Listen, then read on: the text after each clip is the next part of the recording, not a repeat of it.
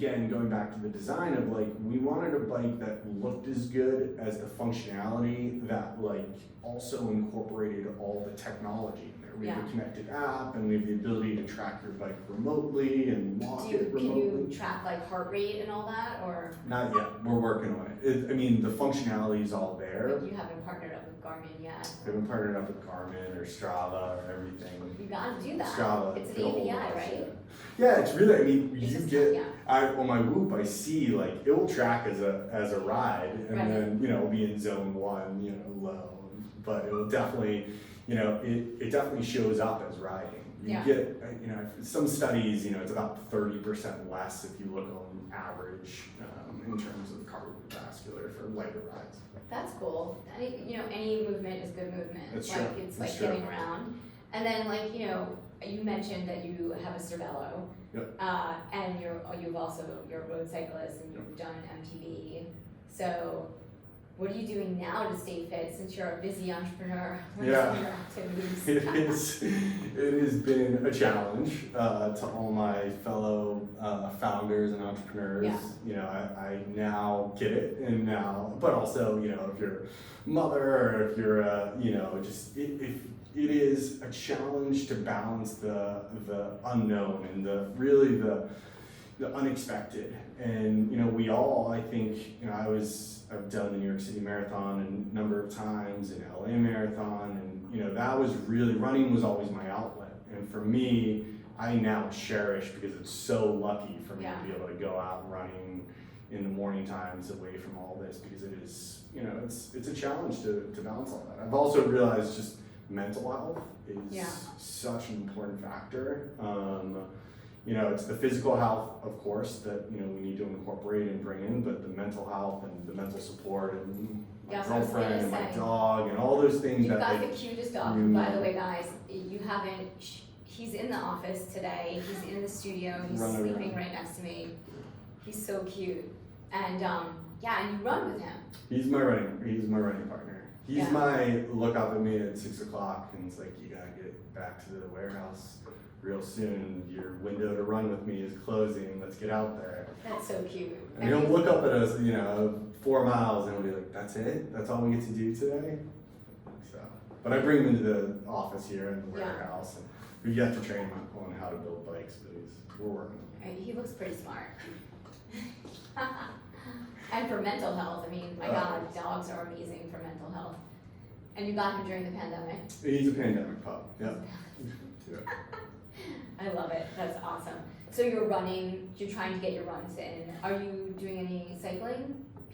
E-biking? Yeah, definitely. Still getting out there, still cycling. My Strava is embarrassingly, you can definitely see when really got started with the business. The Strava's just dropped off. I might cancel Strava, actually. I'm so embarrassed by how slow I'm running. I can't bear that people are seeing it. And I'm like, I don't even use Strava. Yeah. It's still my favorite social media, above and beyond all the other ones out there. I still think Strava's the best, but it is a real challenge. It is when you don't have organized structure, and when you don't know what the bike building world is going to throw at you next week. It's hard to go forward with planning and sticking to training schedules. But I know when I get to that point that I can get back on that schedule. I'll okay, the business is a successful, good place where I can go on my normal runs. And you got into this business not really knowing anything about the e-bike industry. You knew about your e-bike and your experience, but besides launching with 30 colorways, what were some big lessons that you learned along the way, and how did you kind of overcome those challenges? Yeah. Look, biking is, if it's a $10,000, specialized, that you use for tries a couple times a year, or if it's an e-bike that you use 5 times a week, it's the life cycle of the bike. It's not just when you sell a customer a bike or when someone gets their bike, it's maintenance throughout that period. Look, the interesting thing is that we've got the ability to see the odometer of all of our bikes on the road. It's anonymous. It's it just goes to a central database, and so we see. I know, right? I promise there's no data. You go through It's not like the yeah. meta new glasses for the metaverse where like they're monitoring your eyeballs. Right, they're selling you data of your eyeballs. Okay, But it's definitely, it's interesting to see the number of miles that the average rider rides, but also the growth in that. I mean, it's when you think of, you know, the number of rides that I used to do on road biking, or even throwing in, you know, I did a couple of century rides and those kind of things. Still, the average ride per day, you know, over the year was pretty low.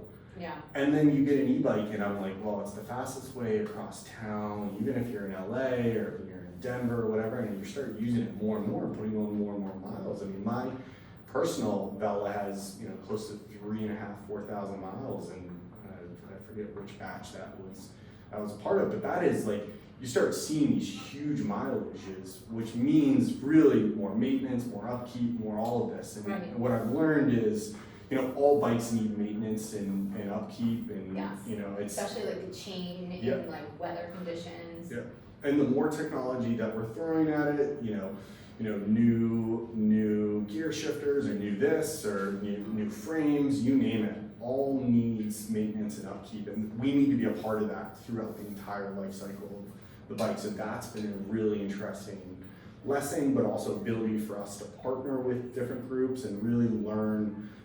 You know, we'll see a growth, we'll see a boom of our bikes being sold in Atlanta, and it's like, right. okay, well now we need to go, you know, partner up with XYZ Atlanta bike shop. Yeah. And for us now, we've gotten ahead of the curve, and it's like, okay, well we're seeing the growth here, and we're going to go out and train and partner up.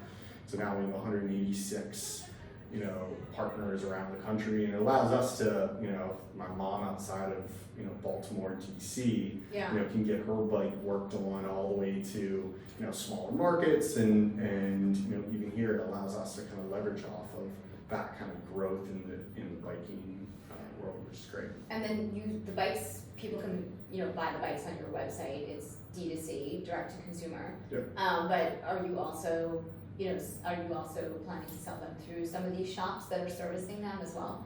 Yeah, it's. I think our friends at Canyon really helped pioneer more and more of direct to consumer. Yeah.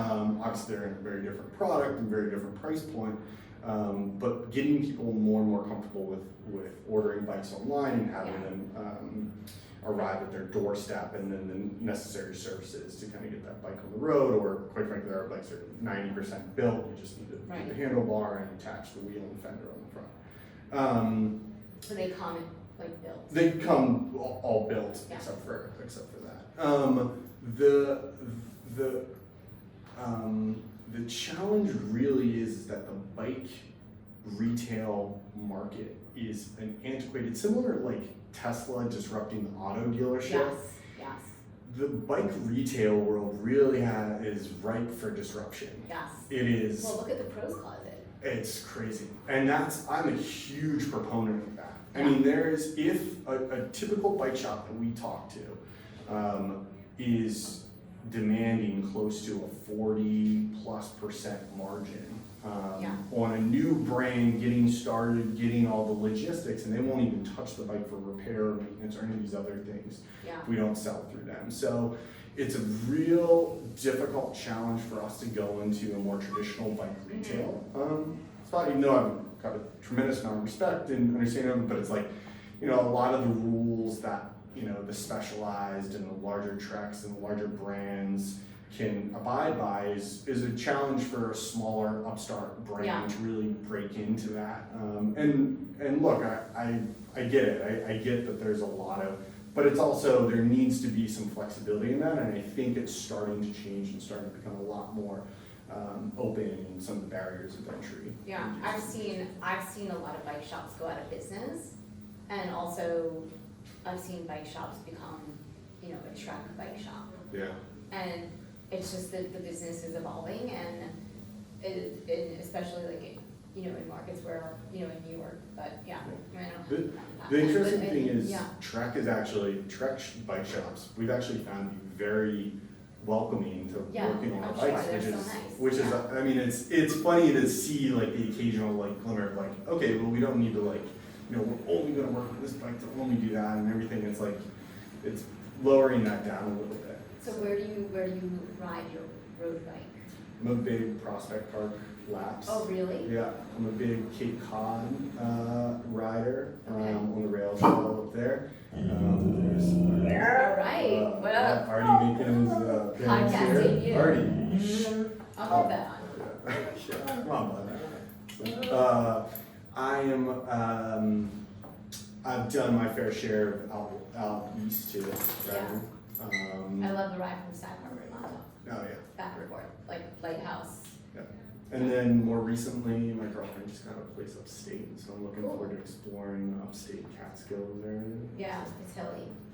Yeah, You like which is hills. probably good. Yeah.